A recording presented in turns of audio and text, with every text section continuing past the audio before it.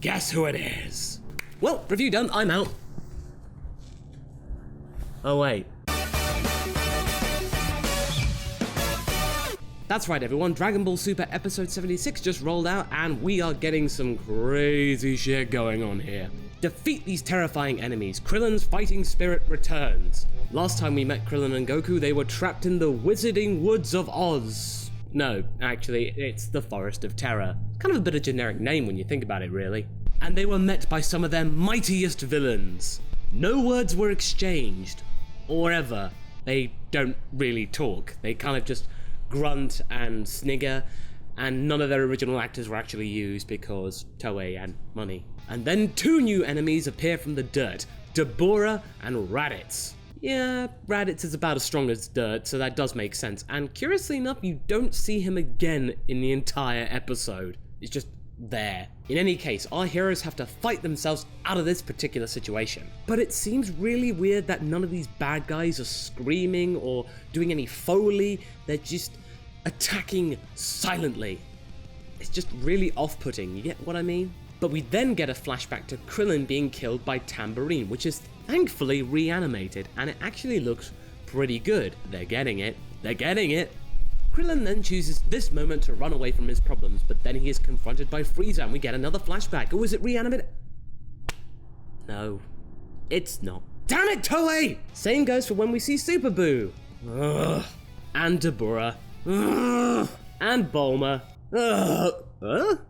Roshi and Baba are watching over proceedings, but then suddenly 18 and Marron show up. They've been unaware of the psychological warfare type of things that have been going on, and they are pretty shocked at what they are seeing. And it's not just the trauma and stuff, it's the fact that Krillin's running away from things. Back in this purgatory-like environment, Goku and Krillin unleash a Kamehameha, and it seems to have worked. And our heroes and villains are caked in a sort of white substance that's, like snow! Yes! Snow! Goku is pumped up after this little battle, but Krillin isn't. In fact, he's quite the opposite. He is angry, he is scared, he is lashing out at Goku, and we get even more symbolism thanks to the power of trees. But the trees have other things too. They encircle Goku and Krillin, and our bad guys are back, bigger and badder than ever before. Literally. Our pair are struggling even more now. Goku has to go Super Saiyan in order to keep up. Krillin doesn't really have that luxury. All he has at the moment is a dial that goes from scared to more scared. Guess where he is right now? 18 sums it up handily as Krillin is now fighting its inner demons, and it does make sense. Shame he doesn't really live up to that expectations. Well, at least in the first act. So it stands to reason that we're going to see Krillin rise up in the second act and take on the world. No, get hit by a branch and get knocked out. Krillin's okay and he's covered in silly string. Was there a kind of party or something? Yeah, now it's a party. Oh my. For all of those thinking that Goku's pretty dumb, think again. He's actually able to suss out the situation very quickly.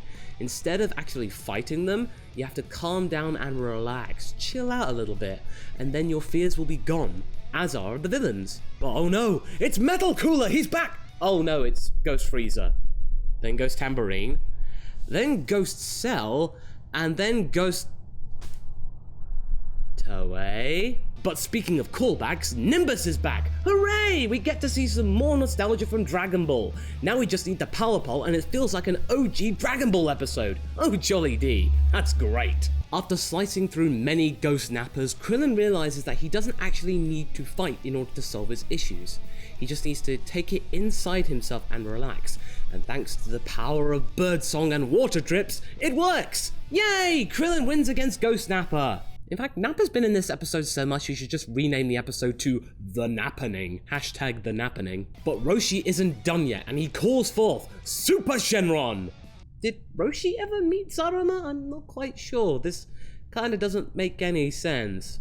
Oh come on, they're fighting dragons, that makes it automatically cool, am I right? But still, when I see Universe 7's mightiest dragon, whose nucleus is the size of a country, reduced to a motivational aid? Having said that though, I do appreciate that Goku is incapacitated, as if he attacks from where he is, clasped around the hands of Zarama, he will actually obliterate Nimbus at the same time, so he's out for the count. It's all down to Krillin. So now it's down to Krillin to punch a dragon in the face. Ooh, yeah. Followed by a joint Kamehameha, which looks surprisingly cool.